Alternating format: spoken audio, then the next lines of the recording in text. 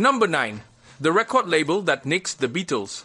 Picture this, it's 1962 and 4 scruffy guys from Liverpool are freezing their butts off, driving 200 miles through a snowstorm for a shot at fame. They roll up to Decca Records for an audition, but everything's stacked against them. They're stuck using junky studio gear instead of their own, and John Lennon's nursing a killer hangover. They crank out 15 songs, but let's be real, they're not exactly setting the room on fire. Tired, cold, and fumbling with unfamiliar equipment, they bomb. The guy in charge, Dick Rowe, listens and drops a bombshell. Guitar groups, yeah, they're done. He passes on the Beatles and signs a local act, Brian Poole and the Tremelos, who actually score a few hits. But this rejection is the kind that echoes. The Beatles don't quit.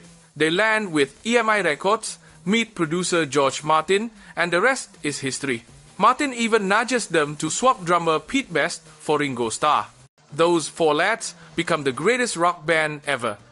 Meanwhile, Dick Rowe's stuck with the label, the guy who ditched the Beatles. Ouch.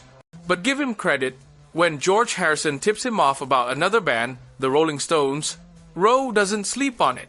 He signs them fast. 1 bad call, 1 massive course correction. Ever wonder what music would have been without that snowstorm audition? Number 8. The cookie catastrophe that won hearts. It's 1938 and Ruth Wakefield's running the Toll House Inn. The place is slammed, dinner service is in full swing, and she's about to whip up her famous chocolate cookies. One problem, she's out of Baker's chocolate. No time to run to the store, no delivery apps back then. So, Ruth rummages through her pantry and finds a Nestle semi-sweet chocolate bar. Good enough, right? She chops it up, tosses the chunks into the dough, expecting them to melt into gooey perfection. Nope. The chocolate holds its shape, and when she pulls the tray out, she thinks she's ruined everything. Except the customers go nuts. They love these broken cookies with their chunky chocolate bits.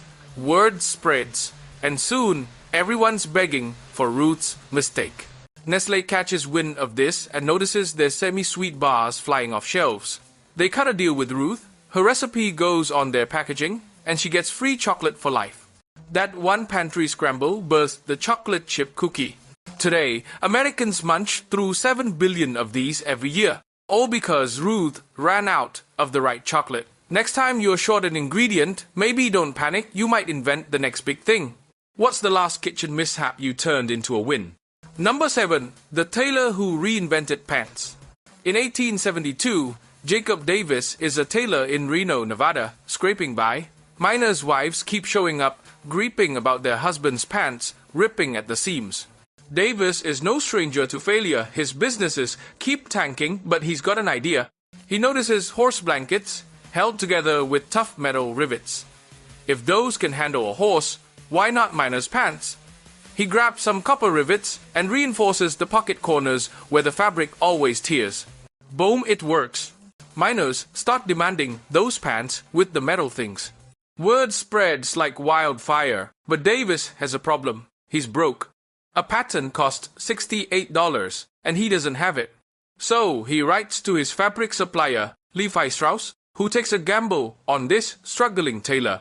On the 20th of May, 1873, they score the patent and start cranking out these reinforced pants, blue jeans. Early versions even had a rivet in the crotch, which sounded cool until cowboys sat too close to campfires. Let's just say those rivets got real toasty, leading to some awkward moments. They ditched that one fast. Today, Levi's is a billion-dollar empire, all because a tailor looked at a horse blanket and thought, that could work. Ever fix something in a way that felt like a total fluke? Number 6. The tape door that toppled a president.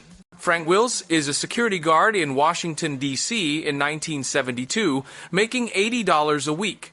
He's so broke, he's choosing between lunch and bus fare. It's just another night shift at the Watergate office building when he spots something odd, a piece of tape on a door lock. Most people would shrug and keep walking, but Frank pulls it off and moves on.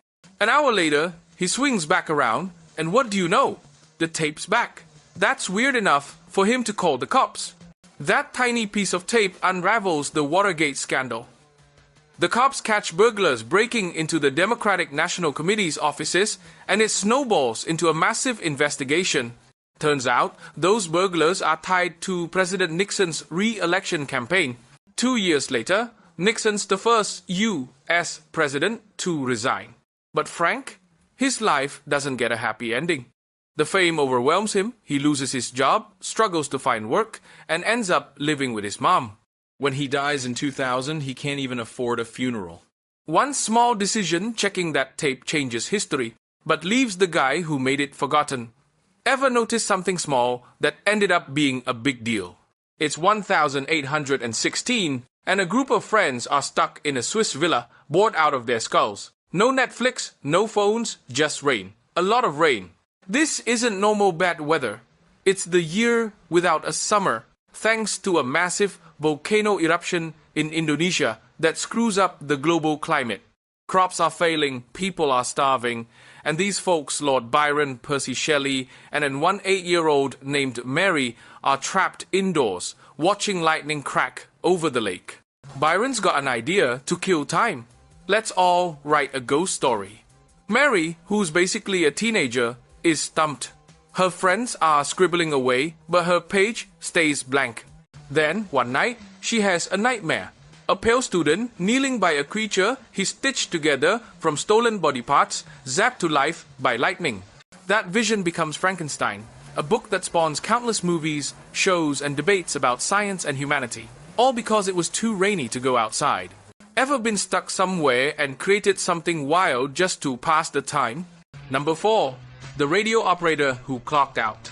The 14th of April, 1912. Cyril Evans is the wireless operator on the SS Californian, and it's been a long day sending ice warnings to nearby ships. He's beat and ready to crash. Before shutting down his radio, he tries one last warning to the Titanic about ice in the area. The Titanic's operator, Jack Phillips, is slammed with rich passengers' personal messages and snaps back, "Shut up, I'm busy." Oof. Evans shrugs, turns off his set, and goes to bed. 10 minutes later, the Titanic hits an iceberg. The Californian is the closest ship, maybe just 6 miles away. When the Titanic starts firing distress flares and sending SOS signals, Evans is out cold, radio off. The Californian's crew sees the flares, but can't confirm what's happening without radio contact. By the time Evans wakes up, the Titanic's gone, along with over 1,500 lives. That one decision to sleep changes maritime law forever. Now ships must keep radios on 24/7. Ever wonder how one small choice could have saved thousands? Number 3. The calligraphy class that shaped tech. In 1972, Steve Jobs is a broke college dropout, crashing on friends' floors and trekking 7 miles for a free meal once a week. He's ditched Reed College because it's bleeding his parents dry, but he sticks around, auditing random classes. One catches his eye: calligraphy. He falls in love with the art of letters, typefaces, spacing, the whole deal. Seems useless when he's scavenging Coke bottles for cash, right? Fast forward a decade. Jobs is designing the first Macintosh, and those calligraphy lessons come roaring back. Back then, computers showed text in one ugly font. Jobs changes that, making the Mac the first computer with beautiful typography, multiple fonts, perfectly spaced letters. Windows copies the idea, and soon every computer, website, and document looks better because of it. The professor, a former monk named Robert Palladino, never even used a computer, yet his class reshapes how billions interact with tech. Ever taken a random class that ended up changing everything? Number 2. The messy lab that saved millions. Dr. Alexander Fleming's lab in 1928 is a disaster zone, think teenager's bedroom, but with bacteria. He's studying germs when he takes a vacation, leaving petri dishes scattered on his desk. When he gets back, he finds a gross blue-green mold growing on one of his samples. Most scientists would toss it and move on, but Fleming notices something weird. The mold isn't just sitting there, it's killing the bacteria around it. That mold is penicillin, the first antibiotic. Before this, a tiny cut could send you to the grave.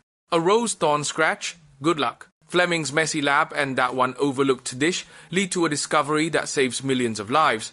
If he'd been a neat freak or skipped that vacation, we might still be dying from paper cuts. Ever left a mess that turned out to be a game changer? Number 1. The wrong turn that sparked a war. The 28th of June 1914, Sarajevo. Archduke Franz Ferdinand is visiting, and it's already been a rough day. Someone tried to kill him with a grenade earlier, but it only injured people in his convoy. He decides to visit the victims in the hospital. His driver takes a wrong turn, realizes the mistake, and stops to turn around. Bad move. Standing right there is Gavrilo Princip, part of the same group that botched the grenade attack. No, he wasn't eating a sandwich, that's a myth, but he was in the exact wrong place at the exact wrong time. Princip seizes his chance and shoots. That one bullet sets off a chain reaction. Austria-Hungary declares war on Serbia. Russia backs Serbia. Germany backs Austria-Hungary. France and Britain jump in. And suddenly, it's World War I. 20 million people die, 4 empires collapse, and the map of Europe is redrawn. All because a driver got lost. Ever taken a wrong turn that changed your whole day? Wrap up. There you go, 9 tiny mistakes that reshaped the world. From a hungover audition to a moldy Petri dish, it's wild how the smallest choices can spiral into massive consequences. What's a tiny decision you've made that ended up changing everything? Drop it in the comments. I'm curious to hear your stories. If you like this, hit that like button and subscribe for more history that'll make you go, wait, what? See you next time.